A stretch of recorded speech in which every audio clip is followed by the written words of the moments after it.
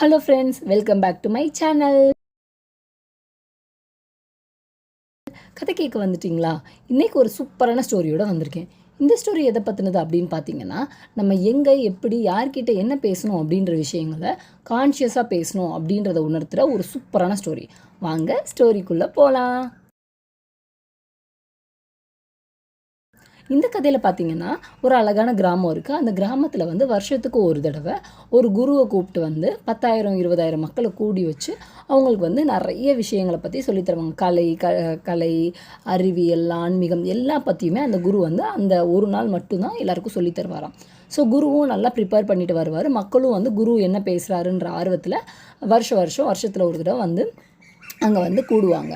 So அன்னைக்குன்னு பார்த்தீங்கன்னா பர்டிகுலரில் அந்த டேயில் வந்து என்ன ஆச்சுன்னா பெரிய மழை பெஞ்சிச்சான். ஆனால் குருவை கூப்பிட குதிரைக்காரர் அனுப்பிட்டாங்க. ஸோ குதிரைக்காரர் வந்து குருவை கூட்டிகிட்டு வந்துட்டு இருக்கப்போ மழை பெஞ்சதுனால ஒரு மடத்தில் வந்து அவங்க வந்து மலைக்கு ஒதுங்கி நிற்கிறாங்க.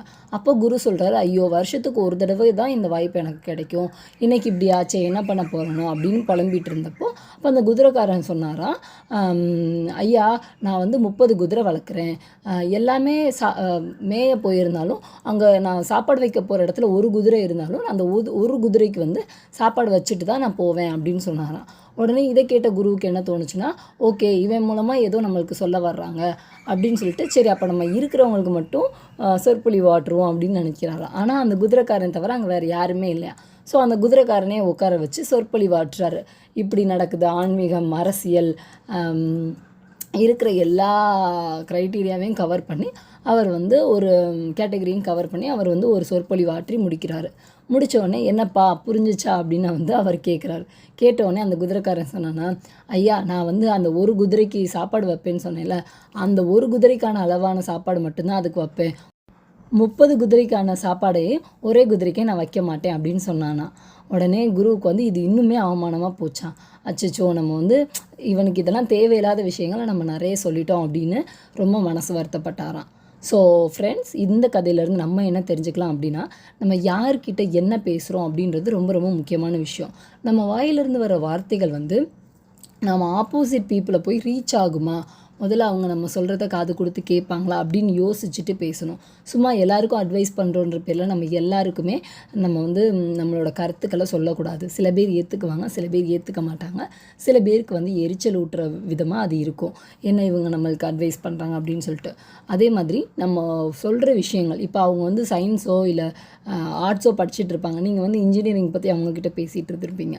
ஸோ அந்த விஷயம் வந்து அந்த அந்த 30 குதிரைக்கு வைக்கிற சாப்பாடு தான் அந்த கதை தான். ஸோ தயவு செஞ்சு நீங்கள் யார்கிட்ட பேசுகிறீங்க, நீங்கள் பேசுகிறத ரிசீவ் பண்ணுறவங்க என்ன மனநிலையில் இருக்கிறாங்க, என்ன வேலை பார்த்துட்ருக்காங்க அப்படின்றத புரிஞ்சுக்கிட்டு அறிஞ்சிக்கிட்டு அவங்கக்கிட்ட பேசுங்க. அவங்களுக்கு இப்போது அதே மாதிரி இப்போ +2 எக்ஸாம் முடிஞ்சு இப்போது பிள்ளைங்கள்லாம் வந்து திரும்ப ஸ்கூலுக்கு போக போகிறாங்க. ஸோ அவங்களுக்கு நான் இந்த விஷயம் சொல்ல வர்றது என்னென்னா, ஒரு குழந்தையால் இவ்வளோ தான் படிக்க முடியும் அப்படின்னா அந்த குழந்தைக்கு தெரியும், நம்ம வந்து மைக்ரோ மேக்ஸ் எடுத்தால் என்னால் படிக்க முடியாது, நான் ஹியூமனிட்டிஸ் படித்தா என்னால் படிக்க முடியும், இல்லாட்டி ஹியூமனிட்டிஸ் எடுத்தால் என்னால் படிக்க முடியாது, சயின்ஸ் எடுத்தால் தான் என்னால் படிக்க முடியும் அப்படின்னு. அப்போ அந்த குழந்தைக்கு தெரிகிறத அது போக்கில் அதை படிக்க விட்டுட்டோன்னா அதுக்கு என்ன தீனி வேணுமோ அந்த குழந்தைய அதை சாப்பிட்டுக்கிறோம்.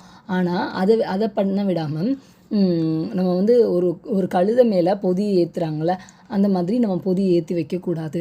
ஏன்னா கழுதையால் வாயை திறந்து எனக்கு இது வலிக்குது என்னை இறக்குங்கன்னு சொல்ல முடியாது. ஆனால் அது என்ன பண்ணும்னா அது வலிக்காத மாதிரியே நடிச்சுட்டு போகிற வழியில் விழுந்துருமா. ஸோ அந்த மாதிரி யாரையும் விழுக வச்சிடாதீங்க, முக்கியமாக நம்ம பசங்களை. ஸோ ஃப்ரெண்ட்ஸ், இந்த கதை மூலமாக நம்ம தெரிஞ்சுக்கிறது, யாருக்கு என்ன அட்வைஸ் வேணுமோ அதை மட்டும் கொடுப்போம்.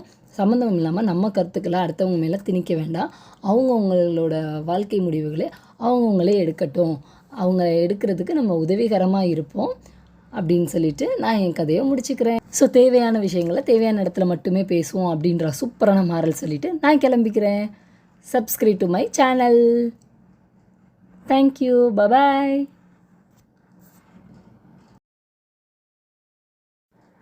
Hello friends, welcome back to my channel. இன்றைக்கி ஒரு சூப்பரான ஸ்டோரியோட வந்திருக்கேன். இந்த ஸ்டோரி எதை பார்த்துனதுன்னு பார்த்தீங்கன்னா, இந்த ஸ்டோரியில் பார்த்தீங்கன்னா ஒருத்தர் வந்து நடந்து போயிட்டுருக்காரு, ரொம்ப தூரம் நடந்து வந்துட்டுருக்காரு. அப்போ அவருக்கு வந்து தாகமாக இருக்குது, சரி ஒரு இடத்துல இளைப்பாருவோன்னு போய் இளைப்பாற ஒரு ஸோ ஃப்ரெண்ட்ஸ், நம்மளோட லைஃப்லேயும் இப்படி தான். நம்ம வந்து யார்கிட்ட என்ன பேசுகிறோம் அப்படின்ற விஷயங்கள் ரொம்ப ரொம்ப முக்கியமானது. சம்மந்தம் இல்லாதவங்கள்ட்ட சம்மந்தம் இல்லாத விஷயங்களை பற்றி பேசினோன்னா அது வந்து அந்த 30 குதிரையில் நம்ம வந்து ஒரு குதிரைக்கு 30 குதிரைக்கான சாப்பாடு தர்றது மாதிரி தான். ஸோ நம்ம என்ன பண்ணணும் அப்படின்னா, நம்ம சிங்கிள் டேக்கில் ஓகே பண்ணுறோம். ஓகே, நிறைய ப்ளூப்பர்ஸ் போயிடுச்சு. இப்போ ஒழுங்காக சிங்கிள் டேக்கில் ஃபுல் ஸ்டோரியும் சொல்லி முடிக்கிறோம். ஓகேயா? வலிக்காத மாதிரியே நடிச்சுட்டு போகிற வழியில் விழுந்துருமா. ஸோ அந்த மாதிரி யாரையும் விழுக வச்சிடாதீங்க. முக்கியமாக நம்ம பசங்களை சிரமமாக இருப்போம் அப்படின்னு சொல்லிட்டு நான் என் கதையை முடிச்சுக்கிறேன். Subscribe for more videos. Subscribe.